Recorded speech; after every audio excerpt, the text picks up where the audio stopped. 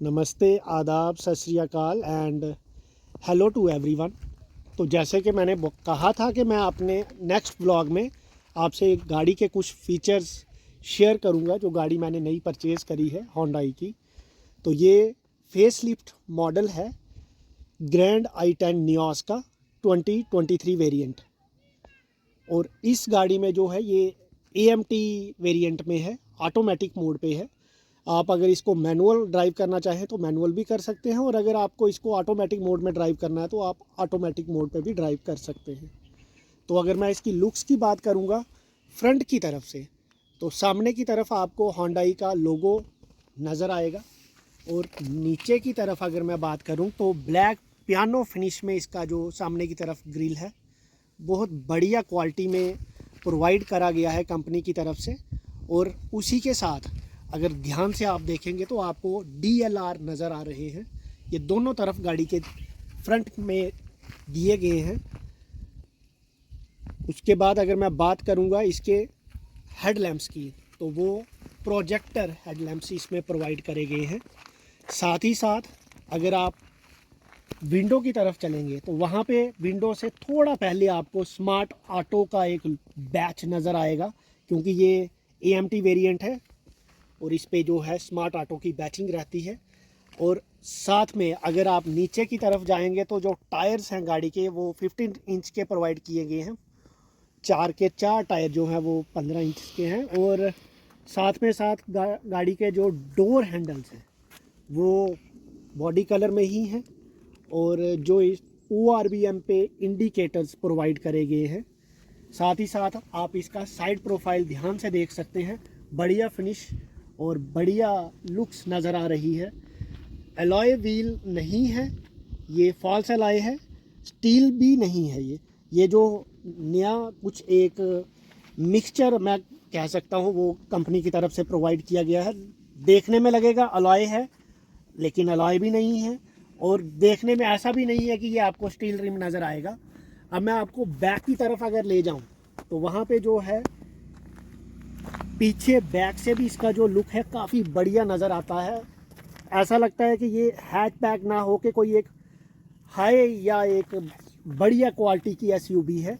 उसके बाद अगर आप बात करें तो सेंटर में अगर मैं बात करूंगा तो एक रिफ्लेक्टर प्रोवाइड किया गया है कंपनी की तरफ से रेड कलर में।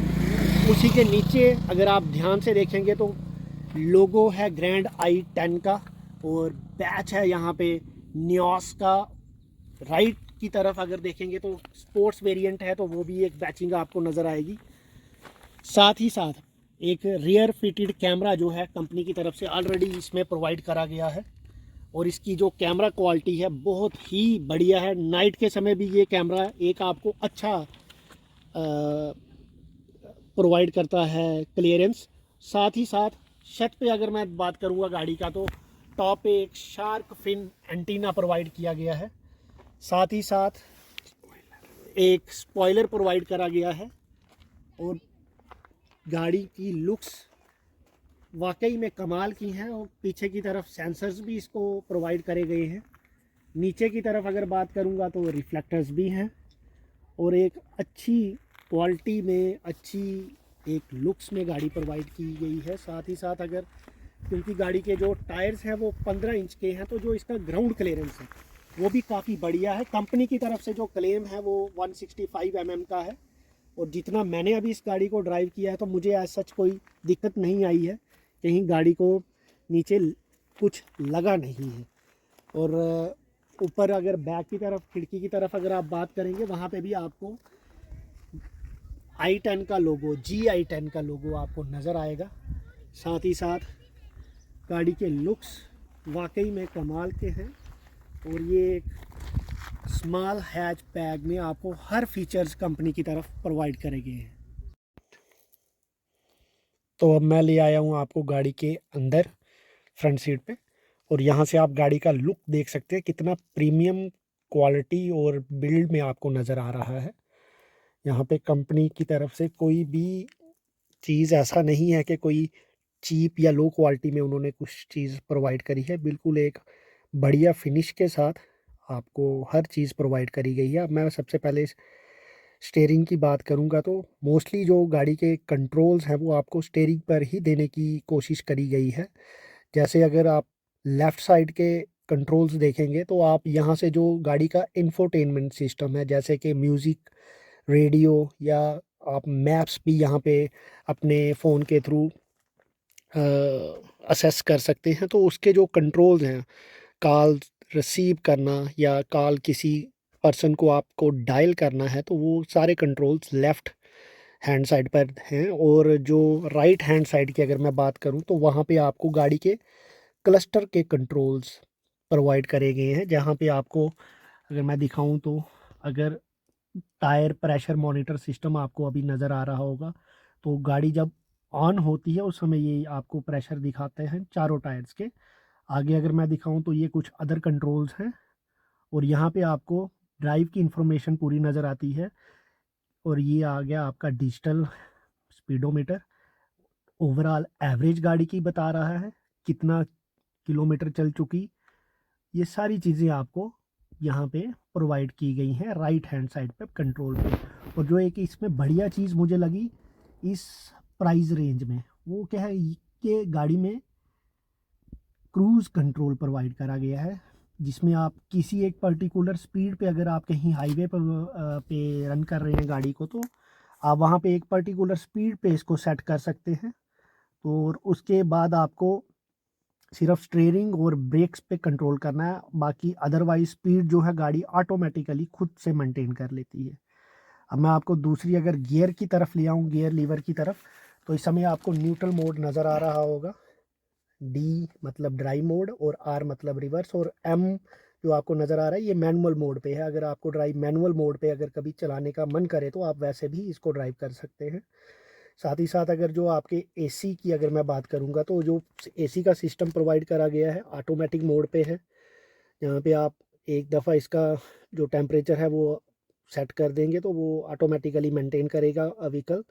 और एसी के बिल्कुल नीचे अगर मैं बात करूँगा तो दो आपको सॉकेट प्रोवाइड करे गए हैं, नहीं माफ़ कीजिएगा, जो सॉकेट है वो एक है 12 वोल्ट का, और दो जो हैं, एक आपको नज़र आ रहा होगा यूएसबी पोर्ट और दूसरी तरफ जो है वो सी टाइप के लिए है। और राइट हैंड साइड की अगर जो ड्राइवर की विंडो है अगर मैं उस पर आपको ध्यान ले जाऊं तो वहाँ पे आपको मोस्टली जो सारे पावर कंट्रोल्स वहाँ पे दिए गए हैं, और जहाँ से आप ORBM को और पीछे के जो विंडोज़ हैं उनके कंट्रोल आप ऑटोमेटिकली इलेक्ट्रॉनिकली खुद से कर सकते हैं। और जो एसी के इसके लुक्स है गाड़ी में वो आपको एयरप्लेन मोड की तरह नज़र आ रहे होंगे। साथ ही साथ अगर मैं नीचे की बात करूंगा तो दोनों फ्रंट साइड पे एम्बियंट लाइट जो है वो प्रोवाइड करी गई है। ये कंपनी फिटेड है, ये बाहर से नहीं है, ये कंपनी फिटेड है। और अगर मैं ड्राइवर सीट की बात करूंगा, नीचे की तरफ आप देखेंगे तो सिर्फ दो ही पैडल आपको नज़र आएंगे, एक ब्रेक के लिए है और एक जो है वो एक्सीलेटर का है। साथ ही साथ अगर मैं डोर्स पे आपकी नज़र ले जाऊं तो वहाँ पे आपको बोतल होल्डर्स प्रोवाइड किए गए हैं चारों डोर्स पे। और जो इसका म्यूज़िक के लिए जो स्पीकर्स हैं वो भी चारों विंडोज़ पर हैं, और विंडो भी काफ़ी प्रीमियम लुक पे है।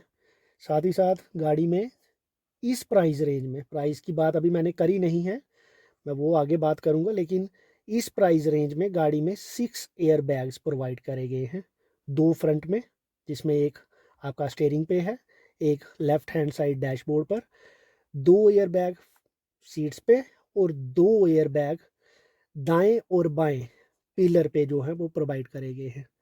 पीछे की तरफ अगर देखेंगे तो डिफॉगर भी है और एक पार्सल ट्रे भी प्रोवाइड करी गई है। बाकी अगर मैं गाड़ी के परचेज़ की बात करूंगा कि मुझे ये गाड़ी किस प्राइस रेंज में मिली है या क्या कास्ट मुझे पड़ी है, तो अगर मैं वो बात करूंगा तो तकरीबन मुझे 1 लाख तक का जो है वो बेनिफिट जो है वो हुआ है on the purchase of this vehicle. और वो बेनिफिट मैंने कैसे अवेल करा ये मैं आपको अपने नेक्स्ट ब्लॉग में बताऊंगा।